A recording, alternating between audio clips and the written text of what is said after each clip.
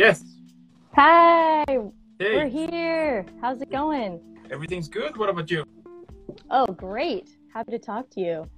Same here. How was your whole traffic with the whole red lights and everything? Oh my God, traffic with the red lights. What? I don't Yeah, know. you're Okay. You saw my story. yeah. I already forgot. Yeah, no, it's good. I try to entertain myself when I'm sitting in LA traffic because everyone knows the traffic's crazy. Mm. You got to find like a hobby or like an audiobook or a podcast. And now I'm starting to practice my tongue twisters at the stop sign. That's so cool. Yeah. That is Did you actually try a them? very yeah. Did you try them? The tongue twisters? I mean, I did, but Let's see what you got. no. I Everyone know has one. like a word or like a sound that they struggle with. Yeah, And so it's fun to see like who's good at what tongue twisters. I do For have me, some. Okay, you do. Okay. Yeah, I do have Do you some wanna- tongue twisters. Let me just You gonna find- show off real quick? Yeah, let me find it real quick because I don't have them like right here. So there we go. So, Hi everyone that's joining. This is my first live. This is okay. fun. All right, so I got one. You ready? Okay, let's hear it. Gotta go Picky fast. Yeah, picky people pick Peter Pan peanut butter. Tis the peanut butter picky people pick. That was good. That was really good. I have not heard that one. I've heard the Peter Piper, but I haven't heard that one. Or I got another one, super short. An ice house is not a nice house. An ice house is not an ice house. An ice house is not a ice house. Yeah. I used to do tongue twisters all the time, like before plays. That was like part of the preparation ahead of time because you don't Yeah. want to get all, yeah. your mouth gets so tight. Mm. So I used to be like a pro, I'd give some rappers a run for their money. That's so cool. That's so cool. Back when I was little, I used to like stutter like a lot. So Oh, really? yeah, like my grandma and my mom, they showed me like this tongue twisters in Spanish, of course, and that basically helped. That's awesome. That's a good tip. Yeah, if you can master a tongue twister, you feel like you can do anything. Mm-hmm. Yeah. I know it's not a tongue twister, but it's a riddle in Spanish. I wonder if Okay. you've heard this. Okay. Yeah. Oro no es, Mm-hmm. plata no es. Mm-hmm. Abre las cortinas y ves lo que es. How cool! That's so cool. Does anyone know it? It's kind of a trick. It's a riddle. Yes. So, oro no es, Yes. plata no es. Abre la cortina y verás lo que es. Anyone that's watching this live? Is it?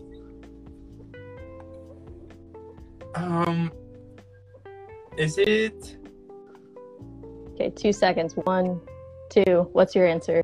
A banana. Yeah, you got it. Yeah, because plata no es. Yeah, smart guy here. Interesting. How do you know? Okay. How do you know that one? So, I went to, in Oklahoma, Tulsa's where I'm from, there is a Spanish and French immersion elementary school there called Eisenhower.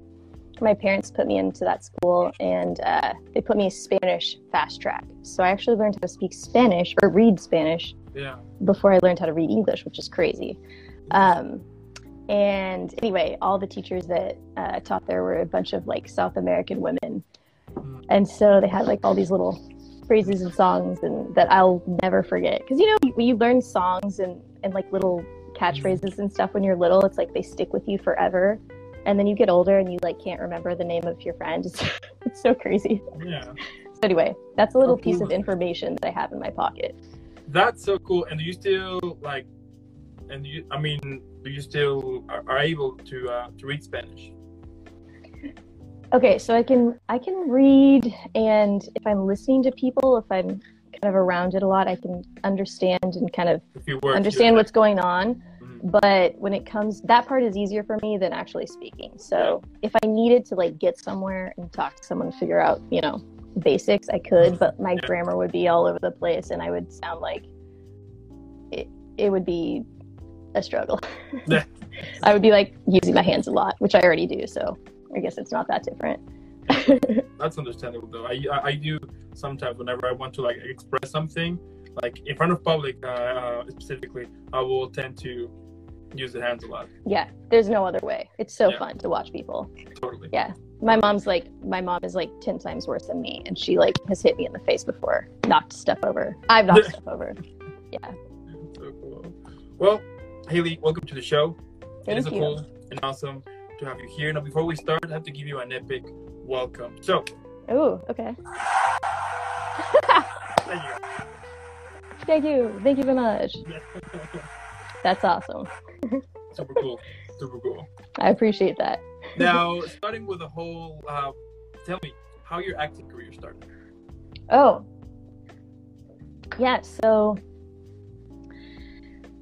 I've been performing since I was little. Like I said, I'm from Tulsa, Oklahoma. Yeah. There's not like a big movie scene or anything like that out there. That's kind of changing, but back then it was just, plays. I did a lot of children's plays. The elementary school that I mentioned, Eisenhower. Part of the reason why I switched schools after like 4th grade was because my mom jokes that we were always in like the Tulsa State Fair and like traveling around and doing little like dances and songs, and I would always be like in the front. I just always loved it. I loved going to camp because we would sing songs. I loved just that like, cheerful performance element. My family is like a bunch of pranksters, jokesters, so there's always like a lot of music, and we had a whole closet that was just dedicated to costumes, and like Halloween was our favorite holiday, and like it was really important to like infuse play and silliness and just like dressing up and that sort of creativity in my household. And my uncle, he is actually a ballet choreographer, and he's been fortunate enough to kind of travel all around the world, and he's had a long career, and he's choreographed some of the Cirque du Soleil performances. I don't know if anyone's familiar with those. So cool. Yeah. So I grew up going to his shows and being able to be backstage and sort of see the transformation of these performers kind of from the sidelines, go onto stage and become something else and then come off, and it was gone. And I just loved the magic of that. And it felt like, seeing my uncle do this, it felt like it could be a career. And then like, I just love the interaction that you get. Like, it's teamwork with other people that you're performing with, and then there's also the audience and reception, so it kind of feels like this beautiful way of creating something as a collective together, and then at the end of it, it's done and you get to go about your lives. But I loved that. I was like the class clown, from like elementary school through high school. So clearly I loved the attention. And so then I knew, in high school that this was something I really wanted to pursue. And so I, auditioned for the acting program at USC, University of Southern California, out here in LA. And I got in, which was an amazing day. I'll never forget like seeing the, acceptance letter in my mailbox. And so then I knew kind of in high school, I either had to be in New York or California. That I don't know where I got that idea, but that was my perception of, if I really wanted to pursue this competitively and professionally. So came to USC with the intention of staying in LA and pursuing an acting career. And that's sort of kind of how it all got started. And the rest is history. I'm still here. That's so amazing. That is an epic and great story. Wow, so many things. Like moving from Oklahoma to LA. That's so cool. Yeah. What a change that was.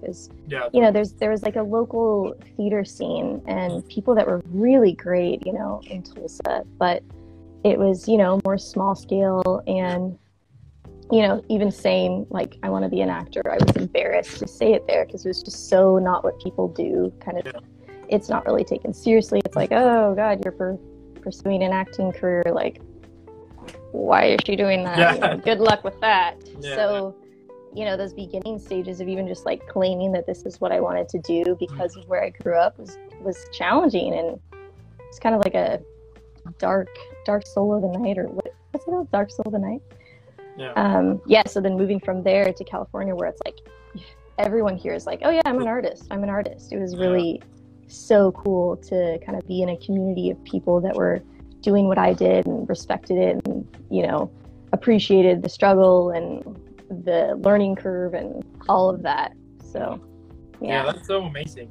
And also it is so cool, right, that these days we started to see like in more states or like in more states or cities, they are like opening these opportunities for people who want to start like their acting or musicians, singing, you know, stuff like that. It is really cool that we are having like this time in which everything is opening more, you know, and also the fact that they're trying to decentralize everything, you know what I mean? That is also really cool. It is cool because, I mean, I don't know how old you are, but yeah, definitely growing up, it was like, I feel like funding and everything to the arts was being taken away, which is so sad because, you know, for a lot of people, the arts, whether it's music, acting, you know, whatever, creative endeavor, it's oftentimes some of our only time to express ourselves and connect with other people. And, you know, if you're not getting that at home or you don't have a lot of friends or people that understand you, the arts is a way to like get your emotions out. And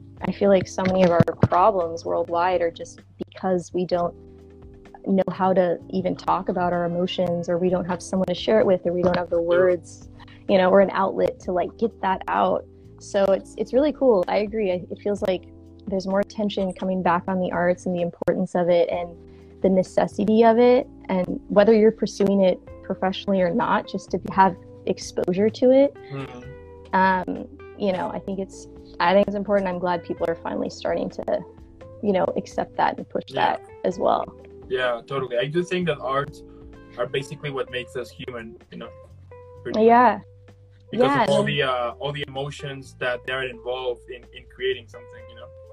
100%. And it's like, you know, it allows you to have an experience where you're like, wow, I actually connected to what that person was doing on the stage or through their music. Like that hit something inside me that made me feel, you know, less alone or less crazy or flawed. You know, it's like it expands our view from just, you know, our lives.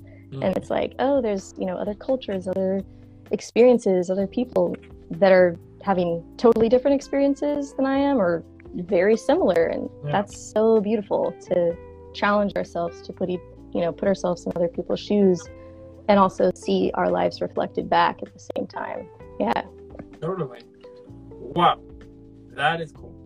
Now, starting with your acting career, let's talk about your performances on theater. So you were in the Vagina Monologues. Tell me about that play and about the character. And my character? Well, has anyone here seen the Vagina Monologues? Have you seen the Vagina Monologues? I've heard of it. I do have heard of it. Like even here, I do have heard of it, but I don't know like what it's about. So. Yeah, it's a great play. It's been around forever. And it was really, you know, a jet setter when it came out, because it's like talking about vaginas and women's issues. Like, whoa, we're not used to that. An all-female cast. Anyway, the play, how it's set up is it's a series of monologues. So each woman, there's a different woman with a different monologue, and it's something about her vagina or experience as a woman. So some of them are like, you know, pregnant women. Some of them are mothers. Some of them are partner, you know, all different ages and walks of life. So my character, the monologue was titled "The Woman Who Loved ... in parentheses, to moan." So I got cast in this show, and I was like, oh my God, what did I get myself into?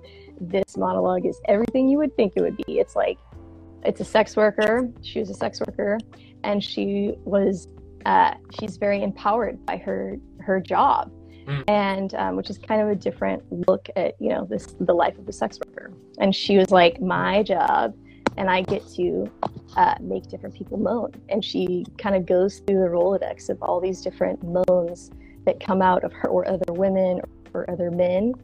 And she actually does that through the monologue. So my challenge was to commit to that and then come up with a variety of moans and then just go for it on the stage. And that was probably like the most terrified I've been to date, to put myself out there and moan in front of an audience. And my mom, because my mom, you know, she's like, I have to be at every show. And so I was like, oh my God, I'm going to be moaning in front of my mom. Like, God, after this, I can do anything. And yeah. I mean, I bet that was super challenging, right? Like super challenging. And the fact that you made it happen, that's so cool. Thank you. You know, there's a lot of actors that they do nudity, which is something I haven't had to do yet. And I think I would really have to, I haven't been asked to be in that situation either. Thank God. But it seems like what they all kind of say about it is that it is the most liberating experience to put yourself out there in that way, even though I would think it would make me feel totally powerless and exposed and vulnerable. Yeah. It seems like most people say that it's actually so empowering and like owning your body and just, you know, we're in a body. It's not something to be ashamed of. And I don't know. That's the Vagina Monologues is the closest I've gotten to that, because I felt that experience of like, wow, this is liberating, like being totally shameless about it, and who cares? But haven't had to cross that bridge yet. Yeah, but you know, it's super interesting that even till this, I mean, I do get it, but that there's like a lot of people that talking about this issue gets them into a very awkward zone, which I do think that it should be normal. I mean, I don't know how to. Yeah. I don't know how to express it properly, but you know what I mean, right? I get what you're saying, because it's like, you know, we all live in these bodies. There should be no shame, whatever size you are, whatever your body looks like unclothed. Totally. I think kind of where the issue comes from is that a lot of stories, to me, it feels like they don't really need it. Like, what was the point of having this sex scene or this like crazy raunchy like nudity? It was like, was it really necessary to like move the story forward? Or were they just doing that for shock value or, you know, to be sexy? So I think, you know, and also I feel like a lot of actors are kind of put in the position of the nudity is the only part about the role, where it's, you know, then you're kind of, in my mind, kind of doing a porn. But, you know, if there's more to the nudity, if there's an arc with this character and, you know, there's lines that are being said, then, you know, that seems more reasonable. But if your part is just, you know, girl number 3 walking on and being naked, simulating a blowjob, who wants to do that? I don't. It's humiliating. Yes. Yeah, I get it. Yeah, totally. Wow. Now, tell me, how you usually, or what are some of the things that you do in order to prepare and play a character? Do you have like a certain routine, or like what's your usual process in order to set a character? Yeah, well, so it's different with every role, but every time I get seeing my sides for an audition or for a role, I like to just read through it from a neutral place. You know, just get all the facts. Sometimes we like rush into our character and we miss so much about the story or the situation or the place we're at, because we start to get so focused on just, you know, the lines and what we're saying. So I like to read from a neutral place several times to just figure out what the story is about. And then I'll go back and read from the character's perspective and sort of start forming that point of view. I'll like write out everything that other characters say about me. And then I'll write out everything that I say about myself. And then I'll think about, you know, how I view myself with each character, with each relationship. Do I like them? Do they have status over me? Am I insecure around them? Am I confident around them? Do I want something out of them? Do they want something out of me? Just all those, you know, thoughts that we would have as humans in all of our dynamics. And then I'll always journal. So I'll start just free writing from my perspective as the character. And I'll just see sort of where that takes me. It's like, I know a lot of actors do this and it's so much fun because it allows your creativity to kind of like take control of the wheel. And I'll just see where that leads me, whether it's like I'm actually writing out dialogue that's not written in a certain relationship, like fuck this guy, you think you're this and that, rah, rah. Sometimes it'll take me into my past and I'll like start writing about my childhood and how this correlates to where I am now, and so I like to spend a lot of time there. Sometimes I find like songs that might like trigger the mood or the tone. I'll try to think about if I've met someone like my character in real life that I can kind of model this person after, which is helpful, or and do the same with the other characters too. Like this character reminds me of my boyfriend, my mom, my dad, my frenemy, whoever, to get specific about that. And then I try to get on my feet as much as possible. I'll like walk around the block a million times with my dog. People see me like talking to myself like a crazy person.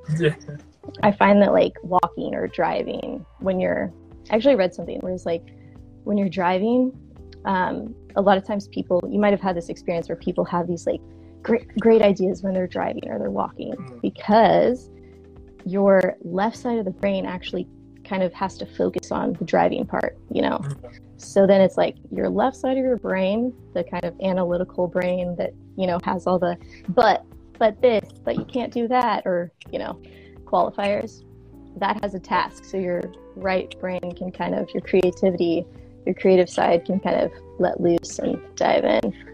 But and then, getting on the feet, rehearsing, like to read my scenes with a bunch of different people. It's interesting because, you read with different people and you hear things differently and you say things differently. So, and then I guess the final element is, having a good mentality of like trusting myself. And when it comes time to perform, like actually saying to myself, okay, I've done the work. I deserve to be here. I'm going to trust myself. I am enough. And I'm just going to be present with the other person. Forget about the homework and just listen and respond and see what happens. So, and that's probably the hardest part, is letting it go, letting the work go. Wow. Did I just ramble for like 30 minutes? Because that seems like it went all over the place. That's amazing. I love it. I love it. Wow. That's so amazing. Now, before we continue, can you let me just charge my phone, because it's about... Yes, I thought that it had like a battery, but let me just grab the charger that it's like... Give me 1 second. Grab it.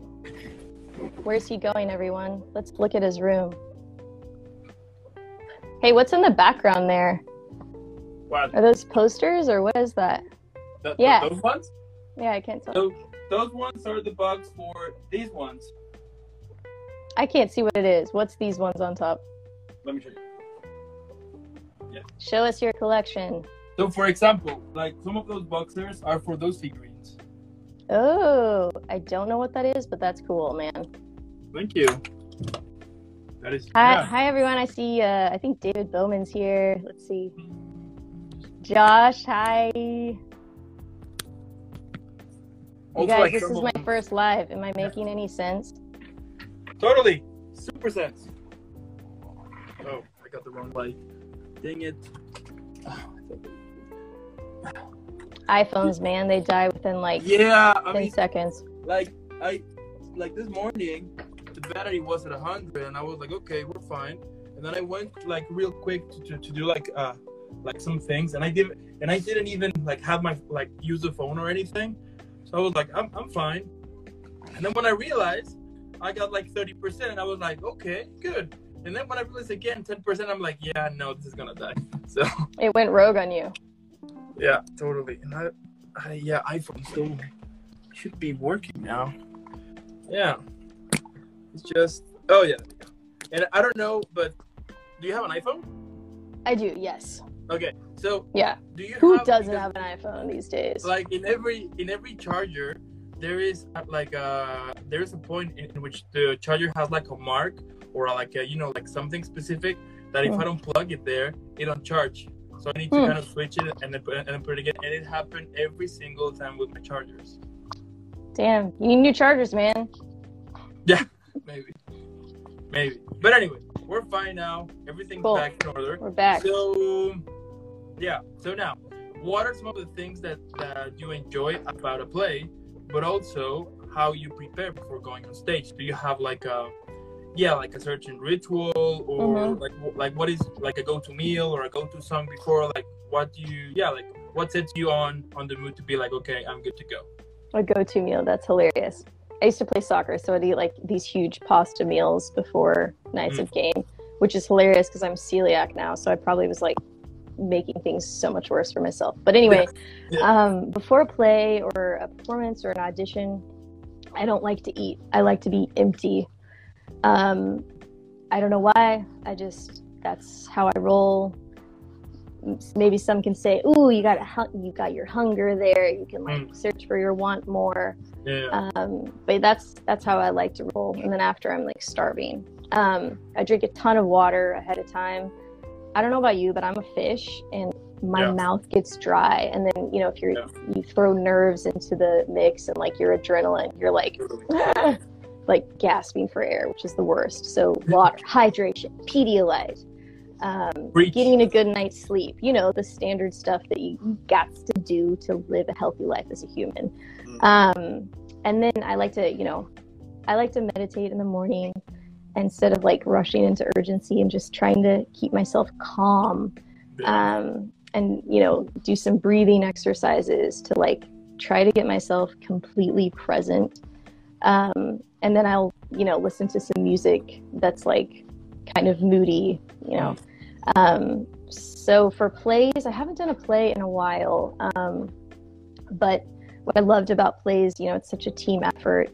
Before the performance, we'd always I don't care what performance or crew I was with, we'd always get in a circle and be like, "Who's the cast that rocks the house? We are," and like jump up and down and like just try to like get everyone's energy up. And then we'd also get on the same page by doing zip, zap, zop. If you're like a improv person or done like even like one acting class, you probably know what I'm talking about, where you're like zip, zap, zop, and you point to different people in the cast.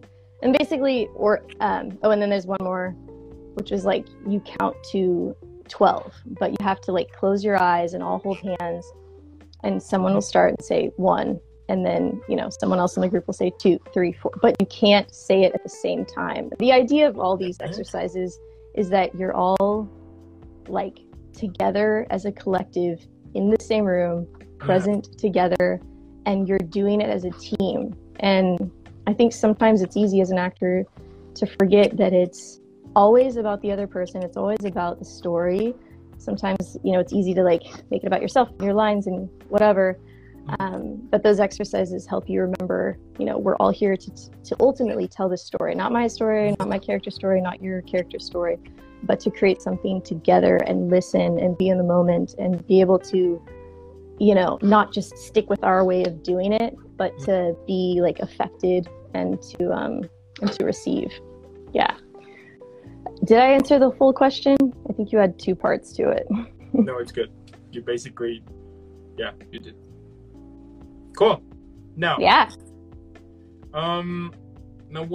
now you were also in the Bearded Girl, Kaleidoscope, an absolute turkey, Viukare, and then SAG after radio play tribute. Tell me about your characters and also about those plays as well.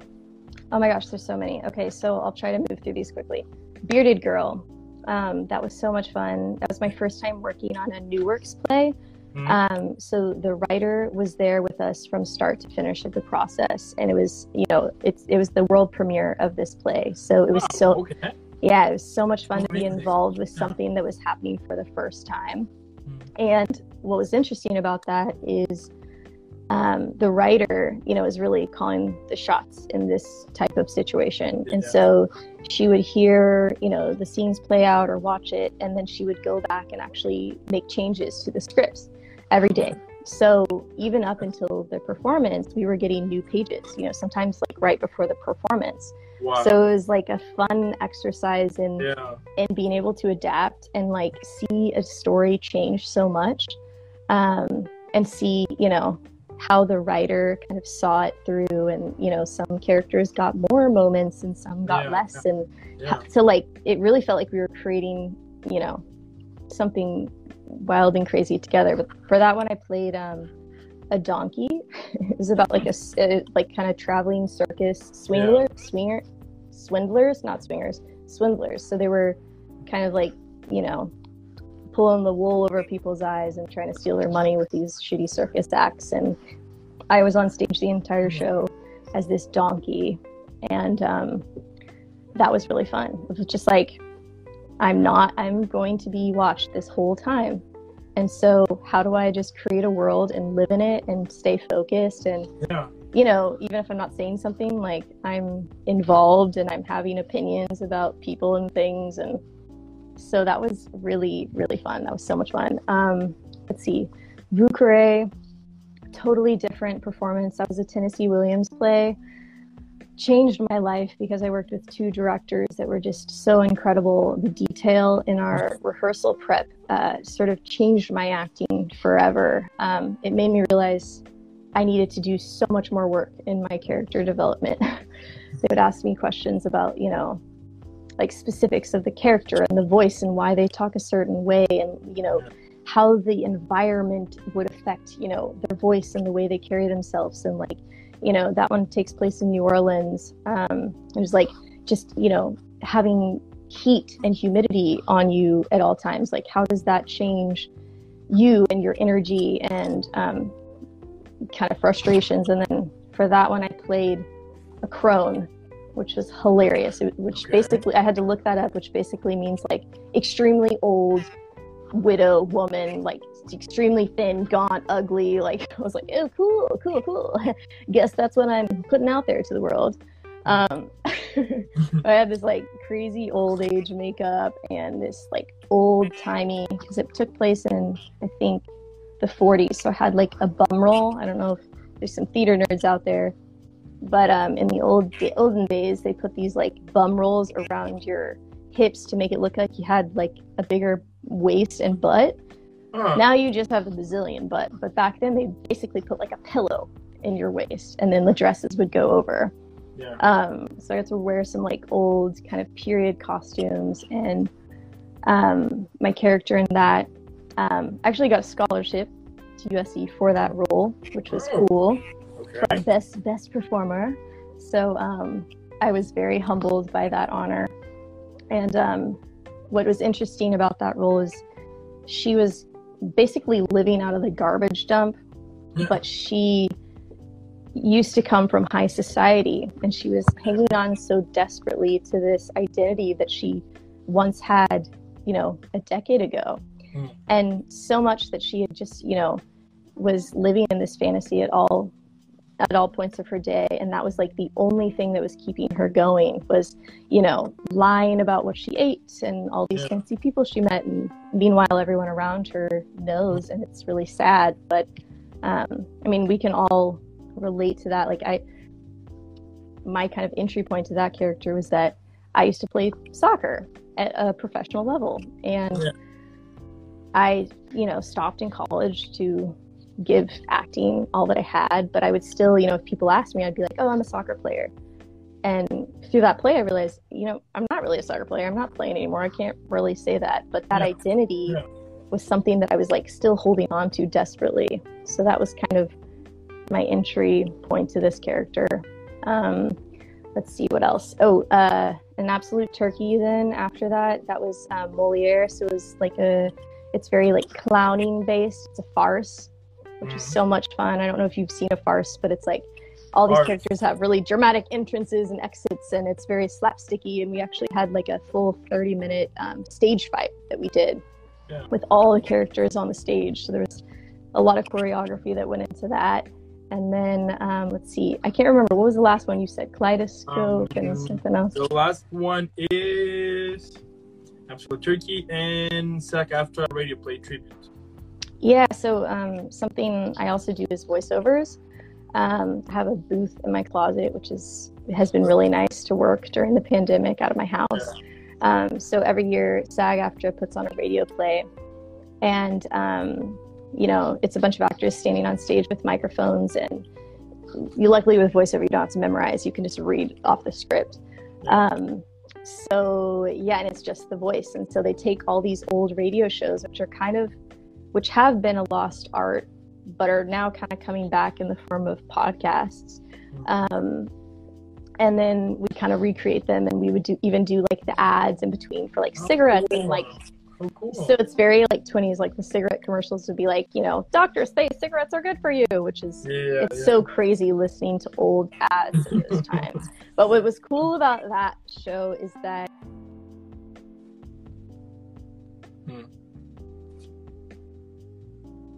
No, I hear you now. Oh. I think I hear you now. Oh.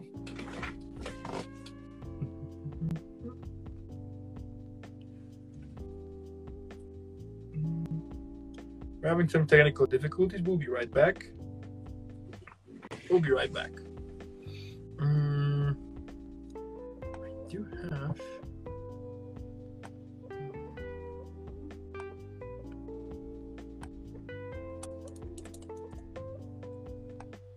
Oh, okay. Give me 1 second.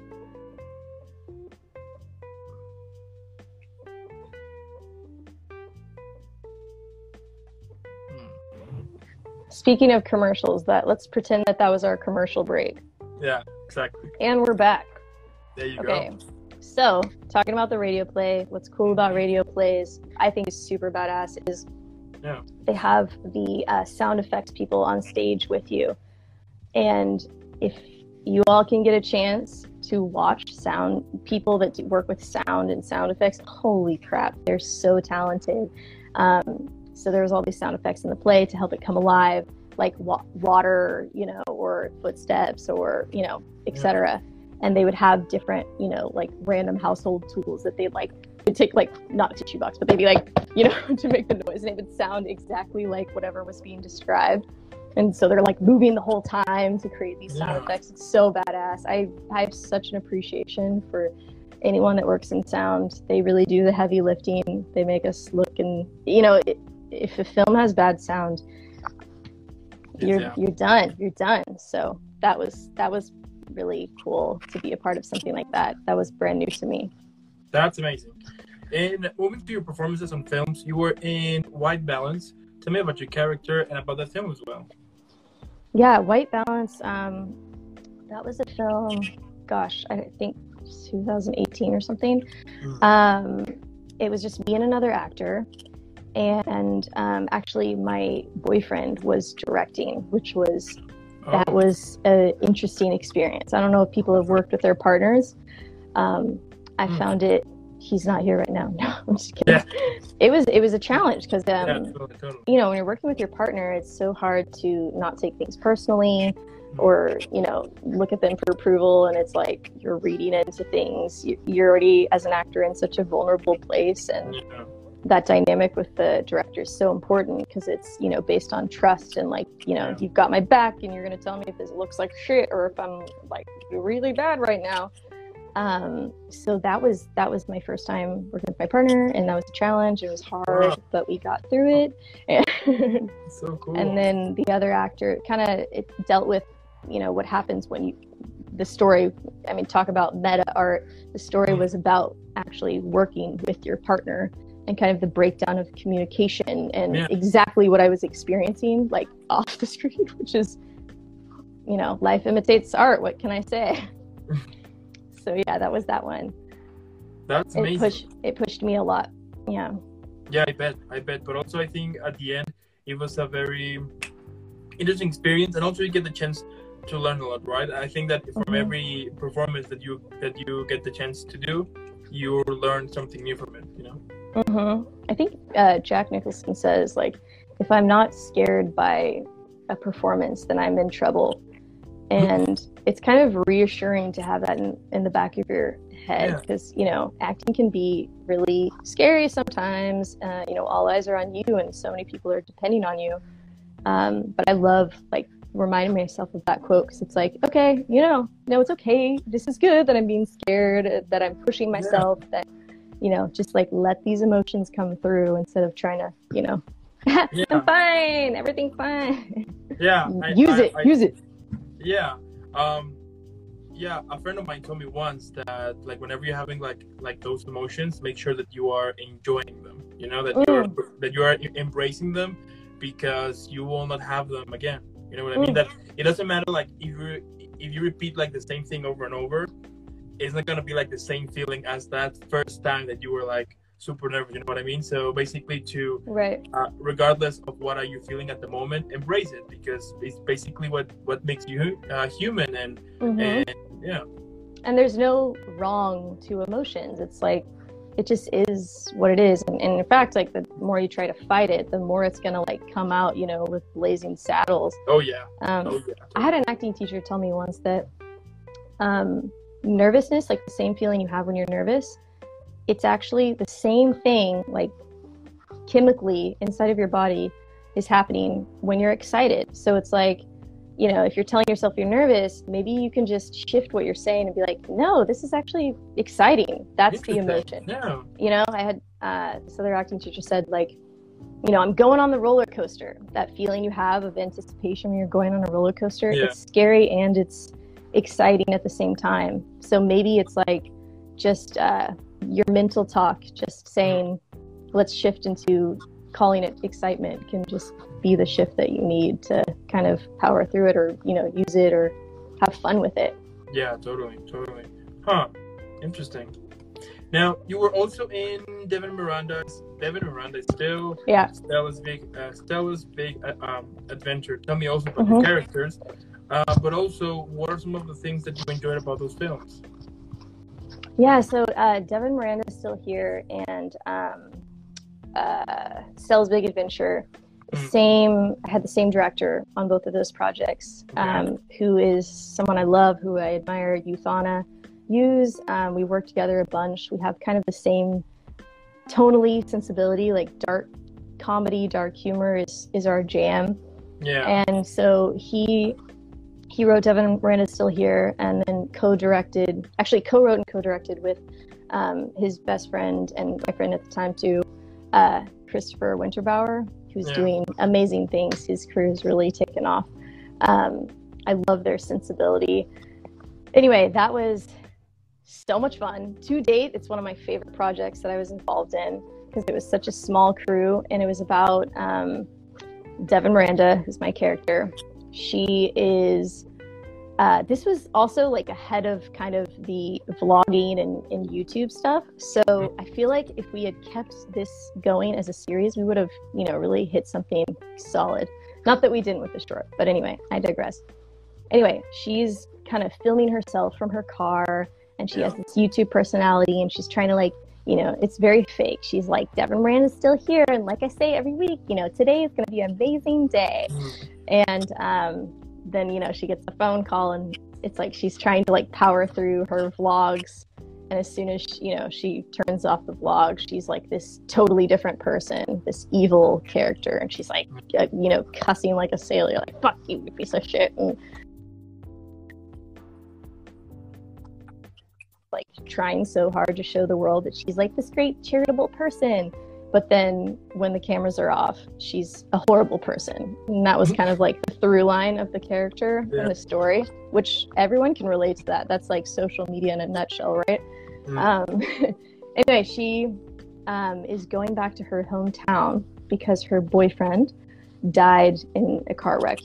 Comes out that he was drinking and driving, and she kind of shows up uninvited. And she's like trying to capitalize on his death. Like, look at how sad I am, and I'm doing this nice thing.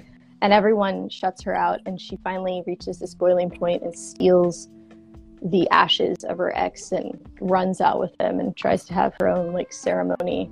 Have you seen The Big Lebowski? No. With Jeff Bridges? Well, if anyone's seen The Big Lebowski, it's one of my favorite movies. But there's this epic scene that's like just iconic in my book, where Jeff Bridges is like, spreading the ashes of his friend, and they're at the top of this mountain, and as soon as he like throws him out of the urn, the wind picks up and all the ashes fly back in the friend's faces. I did watch it. I did watch Oh my god. Yeah. I didn't watch You know, it. Yeah, it's like despite our best efforts and like trying to make this a beautiful moment, it's like life goes to shit sometimes. And that scene is iconic. That scene is iconic. Yeah. So Devin Miranda got to have kind of her moment like that. It's like despite her like best efforts to like make this a moment and film it and people, you know, feel sorry for her or whatever. Yeah. She still fails at the end. Anyway, it's dark. I find it funny. A lot of people watch it and they're like, this is so sad. Like, this is so fucked up. But I don't know. I have a dark sense of humor, so that's good. Double tap if you have a dark sense of humor. Comedy comes from pain. Anyone? No? No, I do. I do agree on that one. I do agree on that one. That's so cool. Yeah. I like that. Oh, and then the other one that you said, Stella's Big Adventure. That's basically two people. I guess the idea with that character is very similar to Devin Miranda. It's all about her. And although she's pretending like she's making all of her interactions about the other person and getting to know people, it really is just about her the whole time. And I think so many people can relate to that because it's like we meet people or we have friends that it's like no matter what conversation we're having, they seem to always bring it back to them and it's about them and me. And so that was fun, playing a character that's just like totally oblivious to her own bullshit. And then, you know, by the end, she kind of gets her comeuppance. The other character, played by my extremely talented friend, Amber Bollinger. Check her out. She gets to kind of say, fuck you, by the end. And I'm left like, what the fuck just happened? Let's just say she doesn't change. That's so cool. That's so cool. By the way, if you hear those background noises, those are my dogs. I mean, I live with 3 dogs, so it's impossible. Oh, nice. What dogs? What kind of dogs? A husky. One is a husky. The other one, it's a collie. And the last one is a pit bull, but that one, it's a puppy. It's like 5 or something. Oh. Which one's your favorite? I can't hear. To be honest? I'm just kidding. All of them. Yeah. All of them. Oh, that's good. I mean, everybody has like their own thing. You know, I mean, the husky is like super dramatic. You know, I mean, that dog deserves an Oscar because when I take him to the vet, he makes this huge drama, and if I'm gonna cut and if they have to like cut the nails, super drama. Thank God. He cries and he put like he will fall, he will be on the ground, but with the legs like trying to like cover his face, and you're my God. It's like, get this husky an Oscar already. Jesus. Yeah, please do. I love huskies. And whenever I'll need to watch him, that is like an episode of, I don't know, of WrestleMania or something like that, because we ended up like totally wrestling because he loves it, but he wants to get dirty. So if I do it in the garden, I will have to like grab him and like put the water and like with the shampoo and everything, and he will manage like to get away and go to the dirt, start to roll over. Oh my God. It's just crazy. He's like, guys, watch this. I'm gonna fuck with Dad. I think you need to film one of these episodes and post it so everyone can see. Then the second one, which is a collie, I mean, he's adopted. But did he have a rough life? Yeah, but that one, trust me, he is like, everybody loves that dog because whenever you take him to the vet, if you wanna like cut the nails, he will just like do it. He's like, no just get it over with. I'm chilling. Yeah. Whenever you need to like take him a bath, the same thing. He just stays sit without moving, doing anything. He just stays sit and chill. And the last one, the pit bull, I mean, he's still a puppy, right? So he's in this phase in which he wants to destroy everything, barking at everything. Oh yeah. Everything. Like I have like the other day I was cooking, and then I could hear he was chewing something, and then when I turned around, he was chewing a bag, and I was, you gotta be kidding me, so I need to take it out. Or does he stop and look guilty, or is he just like, he still stops, or does he like, he's like, the other dog did it? No. When I say his name, he will just look at me like super slow. For example, if he's like chewing something and then I say his name, he will just like start to look, like super slowly, like, are you talking to me? Oh my God. And whenever I point at him or I'm like, stop, then he will drop it and go running away, and we'll try to be like, and he will be like behind of the husky, try to protect himself, to be like, I didn't do it. So yeah. That is adorable. Dogs dogs make the world go round, but seeing their reactions, like I can go spend like an hour on Instagram or TikTok watching just the dog reaction videos. They're so hilarious. Like, I love when they're guilty and you just see the whites of their eyes and they're like, maybe if I don't move, they will think that I didn't do it. Mine will like slowly walk away. She's like, I'm blending into the wall. See, I'm not even here. Yeah. Like the other day, he actually, so I was doing something and then I left the door of the bathroom open. Big mistake. Yeah, so, why'd you do that? Huh? Why'd you do that? He was like, you basically wanted me to come in there. Come on, Dad.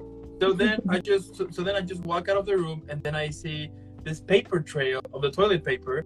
I see him like going from the bathroom, going all the way through the hallway, through the stairs, through the kitchen. Oh my God. Through there he was just destroying it. With the toilet paper. He left you like a little Hansel and Gretel of toilet paper to the kitchen. Yeah, totally. That is so and I've said it every single time. If you know someone that whenever that someone is in front of a dog and don't start to make like all these noises like who's a good boy or stuff like that, they're a psychopath. Yeah, they're a psychopath. I couldn't agree with you more. Yeah. Nobody. I mean, it's impossible not to act like that whenever you. Yeah, I don't even talk to the human. I'm just like, it's not about like, what's your name to the dog? Oh, sorry, human. Nice to meet you. Yeah.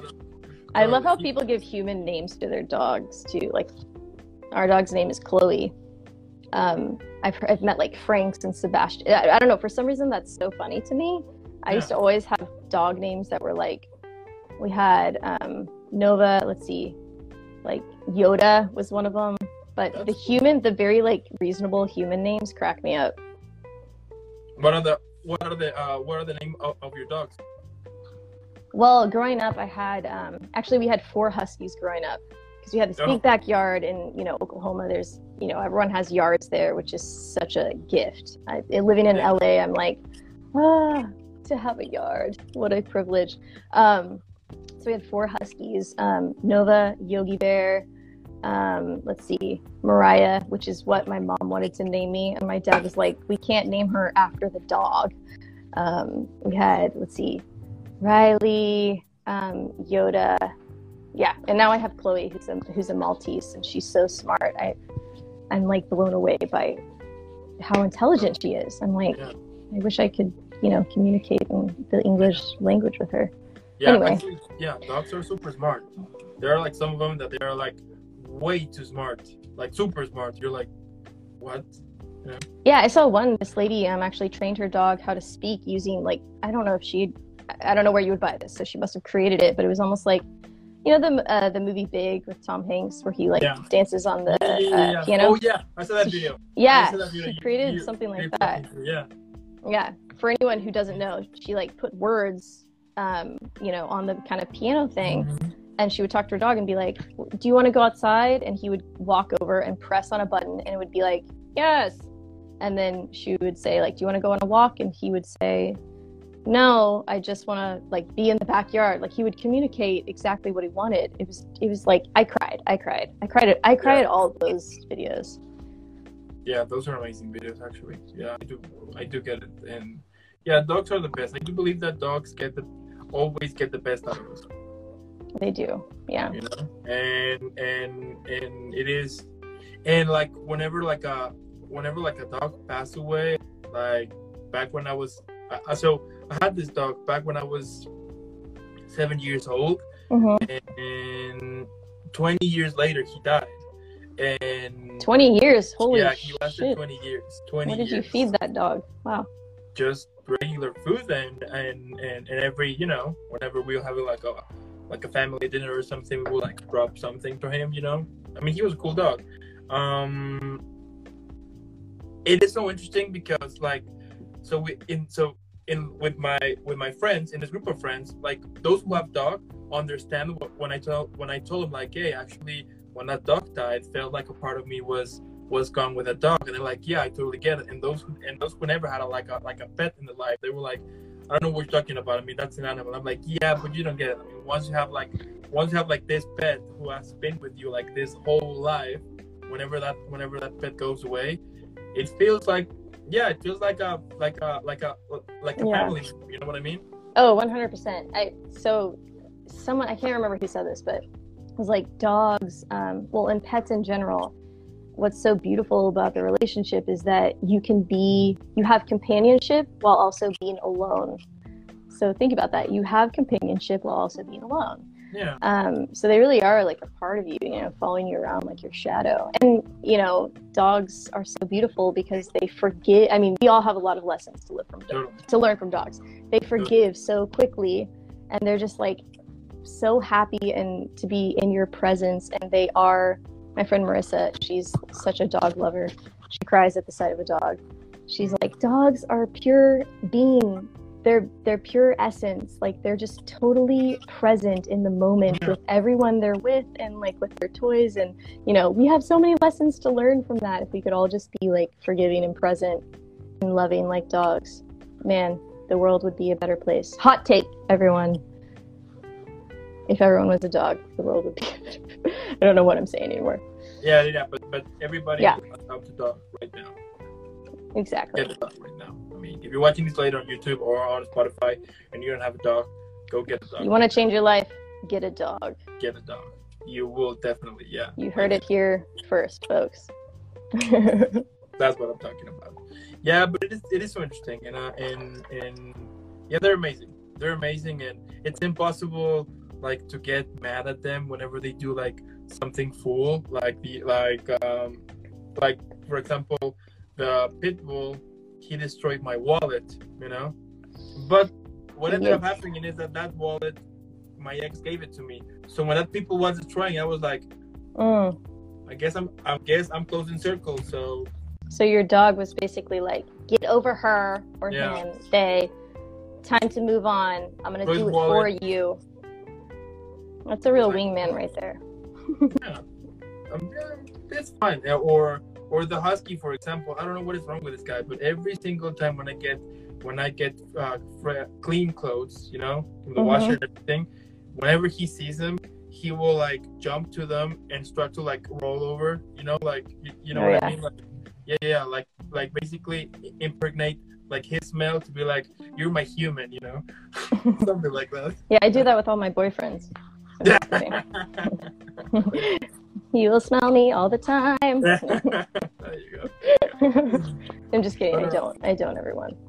But yeah, I think also, pets are the best. Definitely, if you haven't get a pet, a dog right now, do get it, because they're like super awesome, and they will get like all these funny memories or funny pictures, or they're the best. I mean, those who treat dogs like, those who put like dogs on fight or stuff like that, I mean, it's horrible. How about this?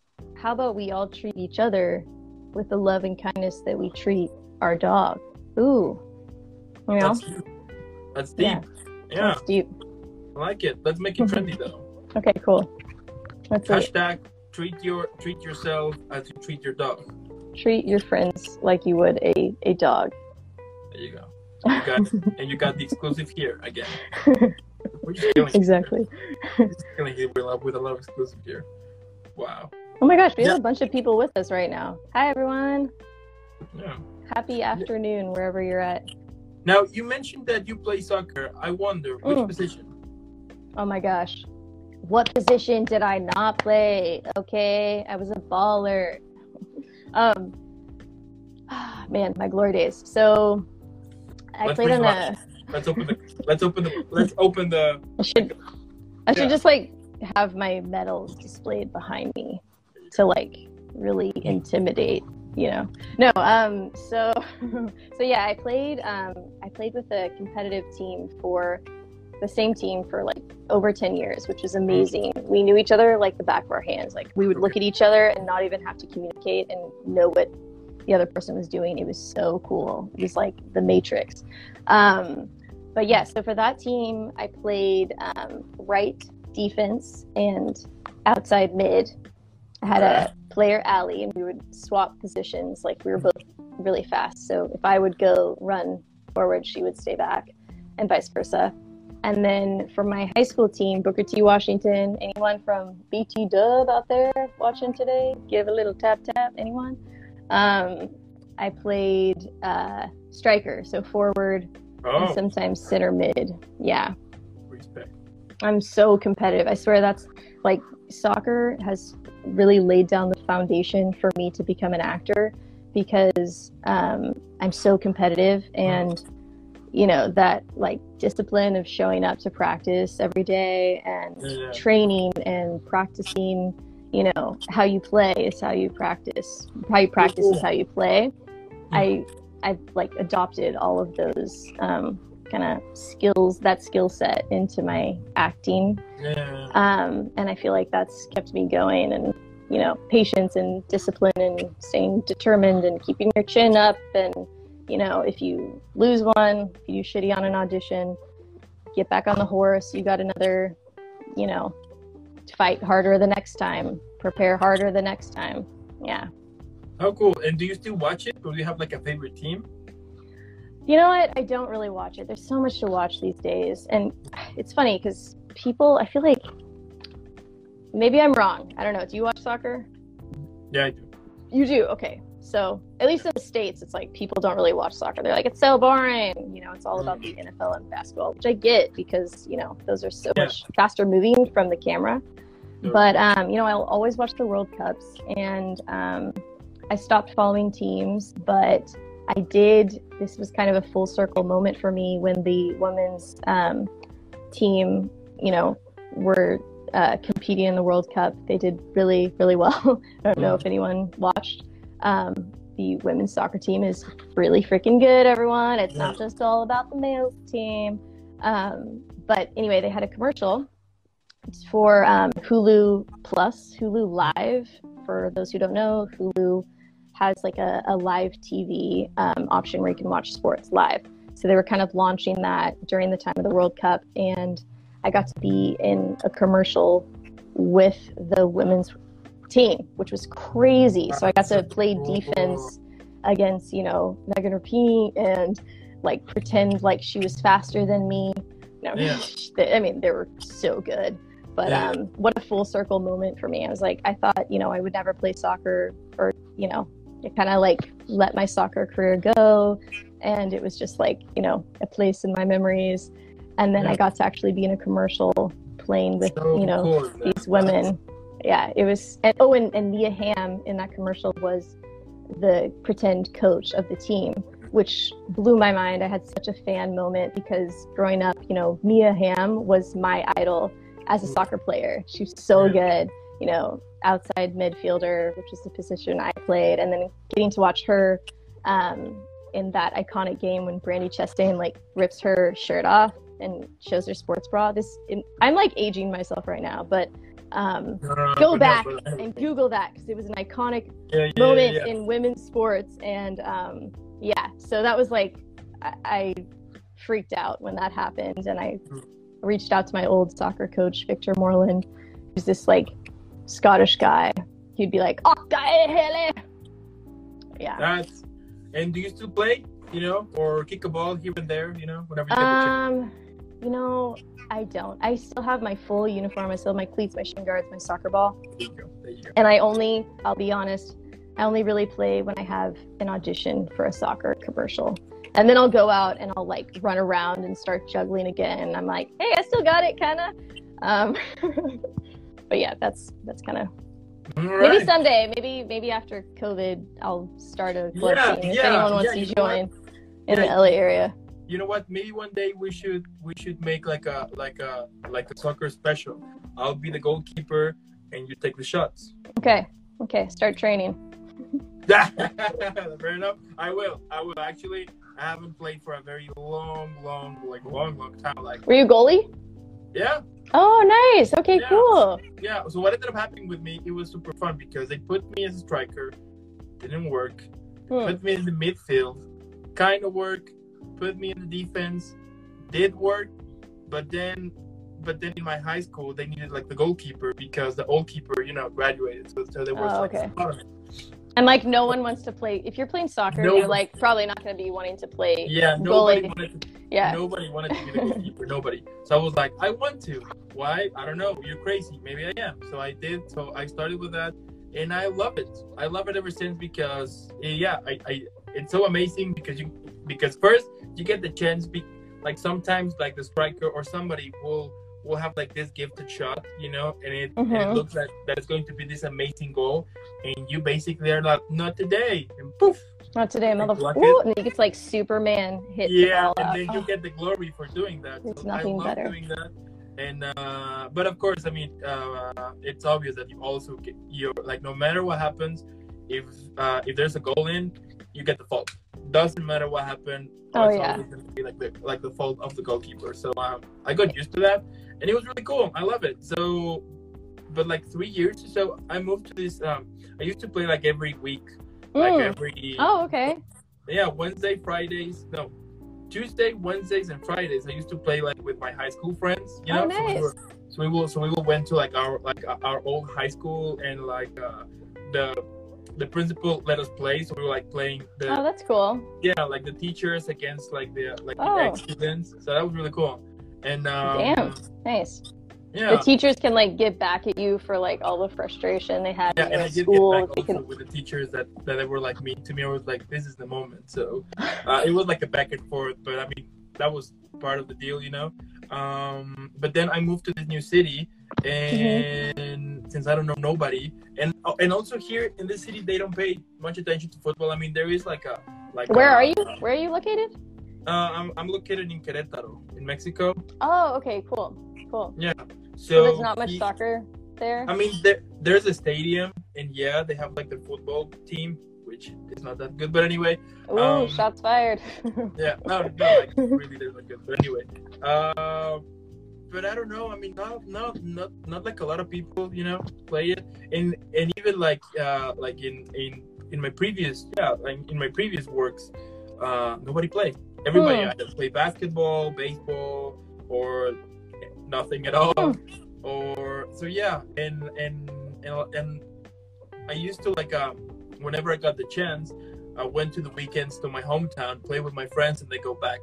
And they go back on Monday, but then COVID hit and a lot of then COVID, it's like hey, so you have plans not happening. Yeah, but I do have everything, like my whole my gloves, everything is there, but I still haven't got the chance to use them. So maybe one day we can have like this video special. Yeah, let's do it. Watch out, striker against goalie. Yeah, I tell you see how fast you are. for every goal, for every shot that I save. Oh shit. Okay. Yeah. Put something on it.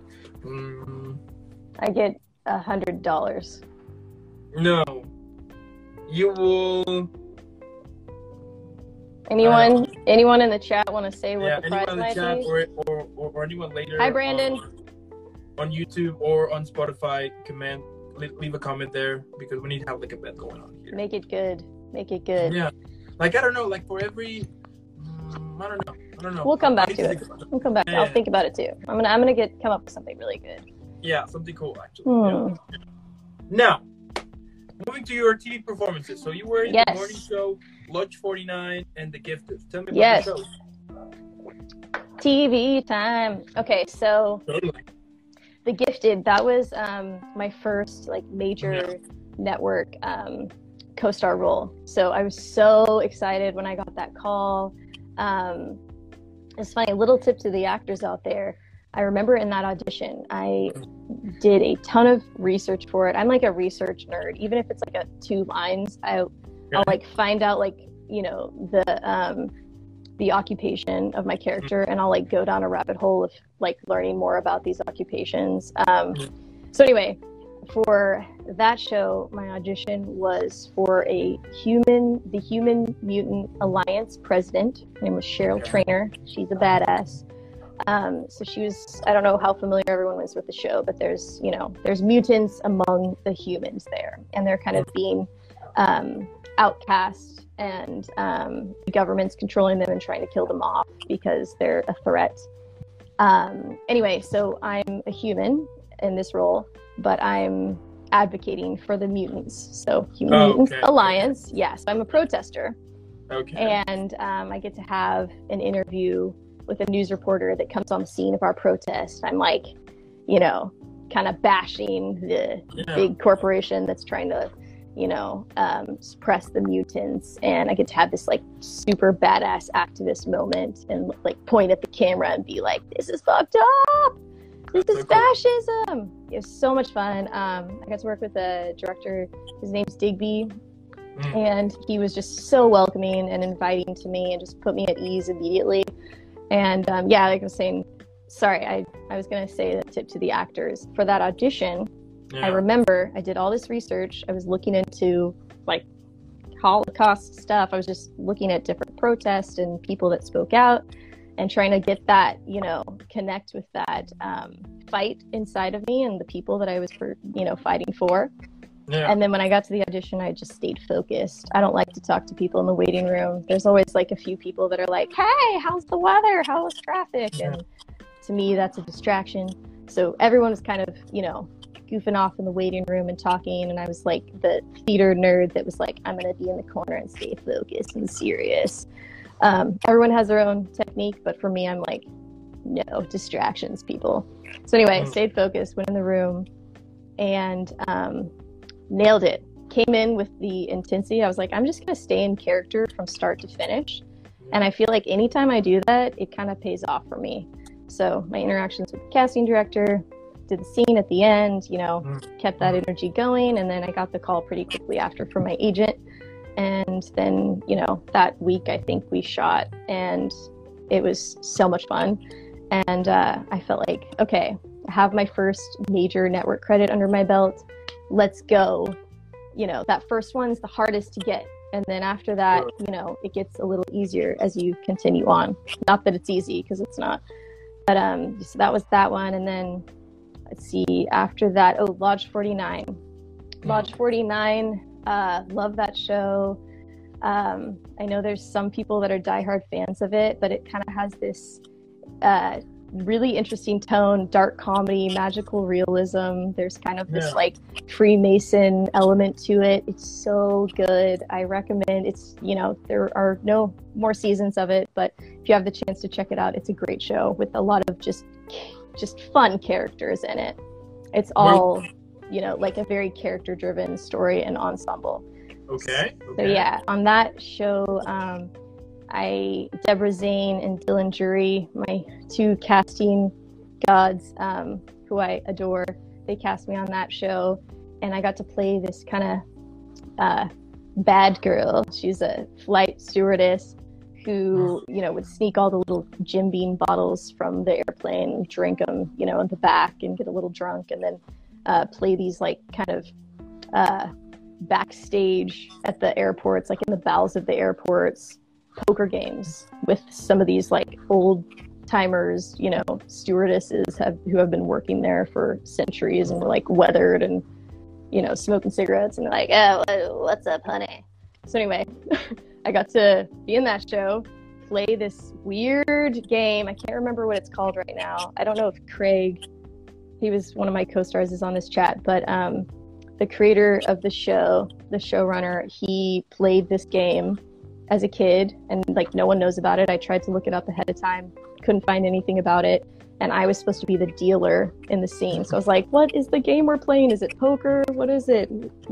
How am I going to be using these cards? Got to set.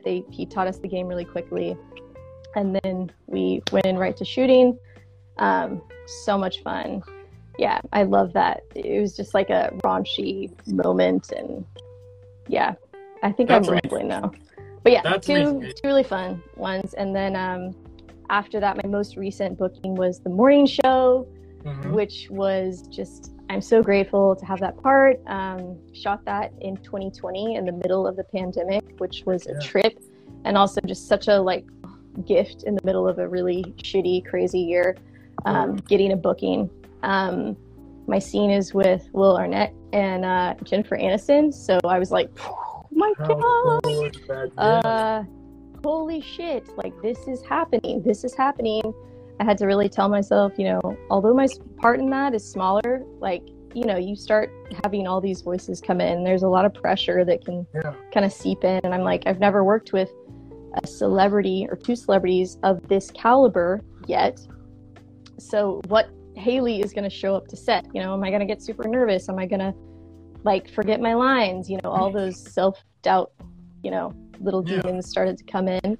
And so to combat that, I think like most actors know, to combat that self-doubt, preparation is the cure. Because if you have so much preparation under your belt, like all the other stuff kind of falls away, because you're like, I'm prepared, I know what I'm doing, I've done so much work on this, I'm good, I know this character, I know who I am, I know what I'm doing here, I know the story we're telling, I'm good.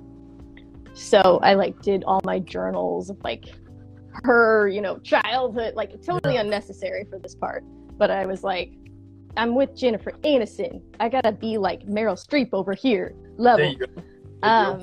Preach on that. Yeah. And what's crazy about that part is that I'm glad I did all that work, because the way I auditioned for this this role, it was supposed to be this like really dramatic moment. Like it said, you know, tears in her eyes. She's like kind of fighting through saying this, because it was like a very personal, intimate, vulnerable moment for my character to see Jennifer Aniston and to say what I had to say to her. So in my audition, I actually was like tearing up, and it was like super dramatic and kind of a slower moment and more of an intimate moment with just myself and Jennifer Aniston. Well, flash forward, I get to set after so much testing because of, you know, being in the middle of 2020, COVID. Totally. I was like, this is my first time being around so many people. So that was its own can of worms.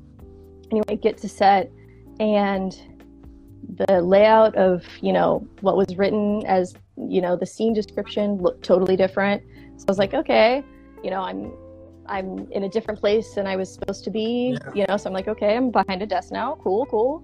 And then the dynamic changed in the scene. It was no longer a dramatic moment. It was like the director wanted me to be like, kind of like fangirling and like clap it. I didn't know I was going to clap. I'm like clapping, I'm like jumping. She wanted me to do all that. So it's so interesting to see how something can change, and also the importance of like being able to adapt in the moment and not let that phase you. I'm so glad I did all those journals and like said these lines 1,000 times, because had I not, that might have, you know, thrown me. It's like, hey, you're doing something totally different, but we're going right now, and you have to, you know, make sure Jennifer hits this mark, and you have to like catch her, you know. There was a lot of moving parts, so that's the thrilling part of acting, and also can be the stressful part if you're not prepared. Some people like to like, you know, fly by the seat of their pants, and like just that's exciting to them. For me, I'm like, I like to like prepare as much as I can, and then I can be free, not the other way around. So, but yeah, that was great. I love the morning show. It was cool to be a part of a show that's, you know, Jennifer and Reese are the executive producers. It's like a mainly female behind the camera and in front of the camera, not in front of the camera, but cast and crew. And that was super exciting. The director was a female director who I haven't had the chance to work with a ton of female directors, just because, you know, it's no secret they don't get as many opportunities, but that was just such a treat. And so cool. Yeah, that's so cool. That's so amazing. Preach on that. That's amazing. Yeah, I had like a super awkward, this will be like, I'll let you guys in on a little secret, because some people ask me like, what's Jennifer like? She was amazing, and she, you know, our Momo's so quick. She meets 1,000 people, you know, millions of people a day, but meeting her for the first time, we had our shields on, and she kind of went around and like hugged everyone, because they hadn't seen each other since the first season. And then she gets to me. I'm like at the end of this little shoe, you know, little horseshoe. And I'm like, is she going to hug me? Do I hug her? Is that like so inappropriate? Yes, that's inappropriate. I've never met her. It's COVID, you know. So I'm like, do I shake her? What do I do? And so I like put out my elbow, because like, I'll shake her elbow. And she had like, she looked at me like, what are you doing? Because I was like putting my elbow in her face. So I took my elbow out, and I like put my foot out, because I was like, you know, in China, people kick their feet to say hello. So I like kicked her foot, and then she like laughed and was like, and we got swept away after that. And I was like, that couldn't have been more awkward, but that's on brand for me, for this girl, being kind of awkward. So no, but I mean, I don't blame you. You know, that happened to me every single time. But whenever you get, yeah, like how you like, there's no proper way to say hi to someone if that person is new, and you see that person say hi to everybody like in a very, you know, friendly, fraternal way. But you're the new one, so you don't know exactly what to do. Like, and you start like to think so many options here and there, and then when you realize you took like the worst option ever, you're like, there you go. You're like, that was weird. Well, especially with COVID, because it's like everyone has different comfort levels, and you want to keep people safe, and it's like you're on set, and especially on set now, it's like, you know, as the actor, you're not wearing your mask, and so you want to be respectful of other people that you're working with, and it's like you want to be friendly with people, but you also don't want to be like, hi, I'm breathing on you. Exactly. Yeah, that's the thing. That's the thing that I ended up discovering, like, because as you mentioned, for some people it is okay, you know, like to handshake or hug, or some people the elbow. So what I ended up doing is that I'm just gonna, like, whatever that person do, I'm gonna do it too. So you just wait for them to do something. Yeah, but what ended up happening, of course, is that I never thought that I would meet someone who would do the exact like, so you just like stare at each other. You're just like, hey. Yeah, maybe we just start like doing this, like, like super awkward. I was like super awkward, but I mean, I'm already got used to that, so I'm like, yeah, that's fine. So. Better to be awkward than just boring, you know. Everyone's awkward. Everyone's awkward. Exactly. Embrace I think the that's like the essence of it, you know. I mean, if you're not awkward here and there, then what's the point of it? Yeah. You know? Totally. Now, Hayley, tell me, if you could describe your career on a movie, TV show, or even a play, why not? What would be the title of it? Oh, snap. Put on the spot here. Well, it would definitely be an anthology series. I love TV. I love anthology series, and I love how, like, you know, the actors mix in characters, you know, season to season. And I have like so many costumes, you guys. I have like a separate costume rack in my storage unit. With like literally just costumes from like all different periods and characters, and I got a lot of wigs too. So an anthology series would be good for me because I could utilize my different wigs, and I love doing characters and voices and, like, you know, playing with accents and stuff. So God, what would the movie title be? Shit. I was gonna say like the girl who had. I'm going blank. The girl who had many wigs. The girl who didn't stop. That's my, like, the girl really shitty Game of Thrones play on. Yeah. Okay, let's move to the next question. Everyone forget whatever just happened. Yeah. Perfect. Fair enough.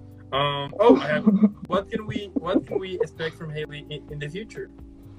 The girl who laughed very loudly. The girl who was super awkward and loud and told rambling long stories in voice notes. There we go. Okay. What do you expect? What to expect from me in the future?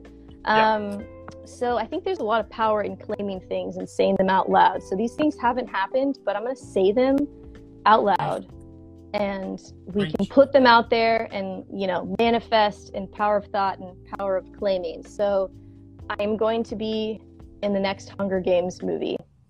I've been listening to all the books on tape, which great narrator. If you get a chance to listen, I don't know her name right now, but she's incredible. I'm going to be in the next Hunger Games movie. I want to play like the leader of a rebellion or survivor. You know, I love those underdog stories. Okay. Fighters, and I'm a big like kind of nature freak, so something that has like a survivalist element in it, like living off the land and like picking certain like, you know, flowers and berries to survive. I want to be in that type of film. So Hunger Games, next Hunger Games, I'm going to work with Wes Anderson. These are my favorite directors. Wes Anderson, the Safdie brothers.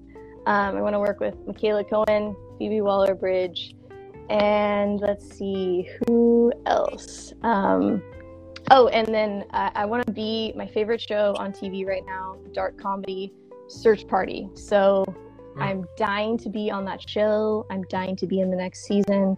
I'm putting it out there, and that's what I'm working towards. So those are like my goals. So What's actually happening? Well, I've written a script with my partner, actually, that we're going to be filming at the end of this year and next year, beginning of next year. It addresses a topic that's really near and dear to my heart, which is women's reproductive rights and body autonomy. So, yeah, abortion. Everyone's favorite topic to talk about, but it's really important to me to create stories and produce and write in addition to acting. I think it's so important as creators that we tell our own stories and also create our own content instead of waiting for someone to do that for us. So yeah, that's part of this, is that I'm telling a story that's very personal to me and also has a social cause that I'm interested in shining light on. And that's I'm starting my own production company this next year too. Cool. So I want to continue writing and telling stories, specifically from the point of view of women, female leads, and not specific to a certain genre, but that's a passion of mine. And then I have a web series that I make called On Deck. It's kind of like an actor's journey. It's a dark comedy, and I just have a lot of fun doing that and bringing together different actors that I love, that I want to work with, different directors, filmmakers. It's so fun to create your own projects for that reason, because it's I know so many talented actors that are grinding and auditioning all the time, and I'm like, you're so freaking good. Let's just make our own something so that we can showcase you and work together and have fun, Yeah. Hayley, what can I say? You're a badass. Oh my God. Thank you. Thanks, man. Hey, you're a badass. Takes one to know one.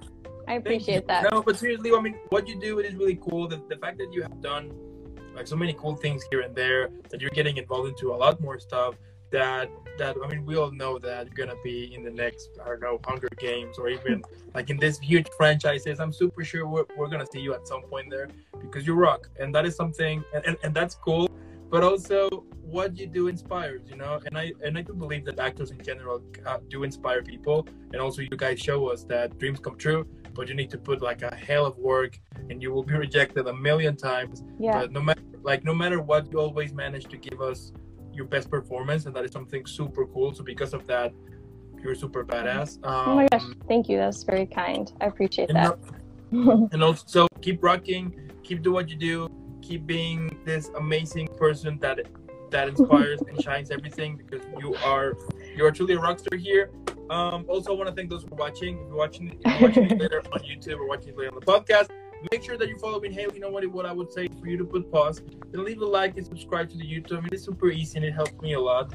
And then hydrate, super important. Hydrate a lot. Yeah, water. And then go follow Hayley. Leave a million likes. Spread the word that we have this amazing, talented super actress. And then spread it, make it viral, send it to different companies here and there. Why not tuning to Marvel or Disney in general, or I don't know, just spread it. And then come back. And again, Hayley, thank you so much. Keep having an amazing rest of the day, an amazing upcoming weekend, and nothing but amazing stuff, because you are amazing here. Oh my gosh, thank you. I'm gonna bow to you. Thank you so much. This was a great conversation. Thanks for reaching out. I love what you're doing too. Everyone, make sure you like and subscribe his channel.